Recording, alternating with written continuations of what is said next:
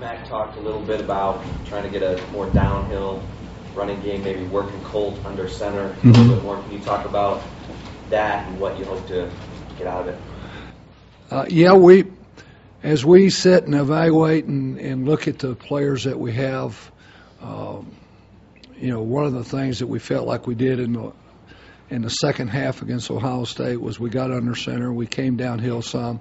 Many of it was, or most of it was out of a really fast tempo. So we want to be able to continue to do that.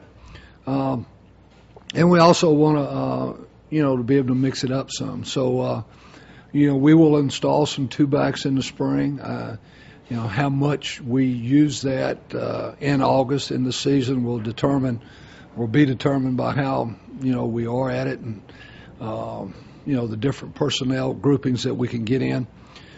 But I think the biggest thing is you got to, what you have to do on either side of the ball is make sure that, one, you're putting your best players on the field and that you're giving them the opportunity to be successful. As we went back and evaluated all aspects of the 2008 season, many of what goes down as passes or runs in our mind, one particular one, we threw 38 times. We completed 36 of them in an average 6 yards a completion. So that's a pretty good run play.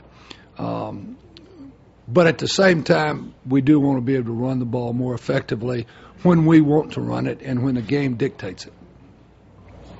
Kind of continuing on that point, how much of that is on the running backs? How much of that is on the offensive line when you look at last season and going forward? Well, it's always on all of them. I mean, it's on the line to get us to the second level, the backs to see the holes right, to make 4 yards when there's very little there, and then to make a bunch when we're able to put them into the second level. So it's not one guy, one position, or any of that. It's usually that's a combination of things. Do you expect to see kind of the same thing as last year, where it's, I don't know if by committee is the right word, but where it's it's Obanai and Johnson and McGee and Whitaker? Do you expect to see 5 guys running the ball again this year, or do you think do you want somebody to emerge as the number one? I would like somebody to emerge. I would like to have a guy, as we have had most of the years that we've been here, that was the guy.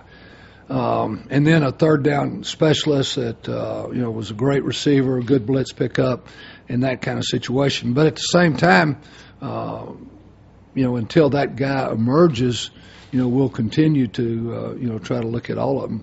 One thing about backs is you need, in most cases, Fozzie missed some time last year. Vondrell missed some time.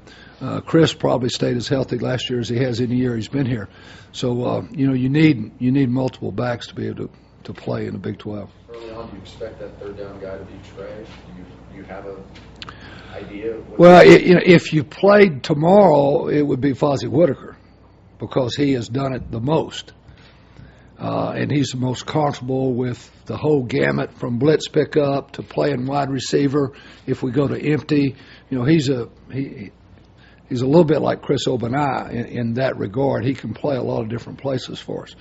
But we do think Trey did some things at the end of the season in bowl practice that we were really encouraged about. And obviously he's played in an offense in high school where he was in the shotgun and he had a lot of blitz pickup work. Complaining about, or saying the worst thing about the run game was the number of 0, negative, and 1 yard carries you all had. I heard that from a friend of yours. What percentage of your running plays were there? I mean, were they 0 or 1 yard? You'd have to ask Kurt. We talked about it, but okay. He went back and researched it, so it was way too many. It was way too many. Greg, you're good at explaining and teaching. Can you explain why the blocking schemes that you use, the zone scheme, is the right fit for you guys? I mean, you seem to have the pass blocking nailed, and obviously you've still got some young guys coming along and all that. But can you just talk about that, why you use it, why it works with these guys? Well, I think people get too carried away with man schemes and zone schemes. because a lot of times when you're in two backs, you're manning on one side, you're zoning on the other. So it's not a whole man scheme. A lot of the two backs that many of the pros run, it's based on zone principles. So you've got to be able to do both. You've got to be able to do both. In a one-back offense, you are more, you're set up in a better position to zone than you are man scheme, because you obviously lost a blocker. So anytime that you want to man a one-back play where you want to try to double a three technique back to a backside backer, now you're in a situation, Chip, where the numbers have to be right. You've got 6 blockers up there with a tight end. You're going to double a three back to a backside backer. You're going to pull a guard for the frontside backer. And that only works, that play, that power play, that man scheme play only works if you're looking at a 4-2 front. The moment it becomes a 7-man front, you either have to check that play, you have to throw the ball, or whatever. So it fits the one back. The short answer is it fits the one back that we're in so much of the time. What are you going to do with Colt's situation? He sets the NCAA record for completion percentage, second in the Heisman. He's almost perfect last year. What does he work on in the spring and summer?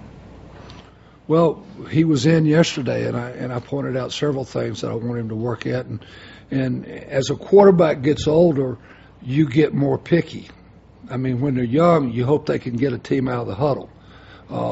As they get older, then you become more picky. And one of the things that I told him is there was a couple different routes that we run that I thought he did a poor job getting the ball back to number 3, to the third choice. So I want him in the spring to work on making sure he's getting the ball back down to the third choice. I want him to continue to work on when he extends a play. You know, there's a way to extend a play and have positive results, even if that result is throw it away, and there's a way that you can extend it and bad things happen. So he made great strides on that from his sophomore to his junior year. Take off, so to speak, last spring, or is it more last summer? As Take far as off? Completion, really upped his game. Could you see it last spring? Or was it in August? Yeah, you could see it last spring. Your set's tight in position right now, what you have there, and Blaine may not be available. I would say it is as big a concern as we have offensively. I'm concerned about it. Blaine will not be in spring. Josh Marshall can only go through the second part of spring. Now, the good thing about that is it gives you a chance to give Greg Smith, Ahmad Howard, DJ Grant. We've got a chance for some of those guys to get a bunch of snaps so we can evaluate, where we're at. And, there's no question that having to play as much 10 personnel as we had to play last year was also a factor in the run game. Not totally, not trying to dismiss it, but it's a factor because you lose the surface up there in terms of which way to run the ball. So we've got to find out this spring, if one of those guys, 2 of those guys are going to be able to do the things that we want done. DJ Grant's obviously moving to another position. We've had great success with that at the tight end, taking a big receiver and moving him inside. And then Greg Smith, who went into fall camp last year as a center, his weight is down to 265, so he's in a little better tight end body now than he was. But it's a concern. There's no question about it. I'm much more concerned about that than I am the running game. Coach, is that something where you're almost resigned that maybe you can't get the complete tight end like a David Thomas? I know he's a better receiver than blocker, but are you going to have to pick and choose which way you go? Like, well, let's just go with the blocker. Or can you find the complete tight end? I don't know that we'll be able to find a complete tight end. The Jermichael Finleys, the Boscays, the David Thomas, they were complete in that you could run anything you wanted to. Obviously, they were better in some areas than others. But at the same time, you could run anything. You could flex them. You could have 11 personnel in the game, and all of a sudden you're in empty formation. And so they gave us, they gave us a lot of flexibility there. That's the key with OU and OSU. Mm-hmm. Right. Coach, can you replace Quan Cosby? Well, Quan was a heck of a player. There's no question about that. And we're going to miss Quan as much off the field, and this is a big statement, as much off the field as on the field. He was a great leader. He had great maturity, obviously. He was great in the wide receiver room. He was great in the offensive huddle. And, he brought a mature, a professional, if you will, attitude to practice every day. And we're going to miss that. Then obviously we're going to miss right at 90 catches and 1,000 yards. There's no doubt about that. But, I feel like, with Brandon Collins and Kirkendall coming on, Malcolm Williams, Jordan, who won't go through spring, but we know what he can do, we'll be okay. But we'll miss that Colt's going to really miss that Linus's blanket, that guy that was always exactly where he was supposed to be and was going to come through for you.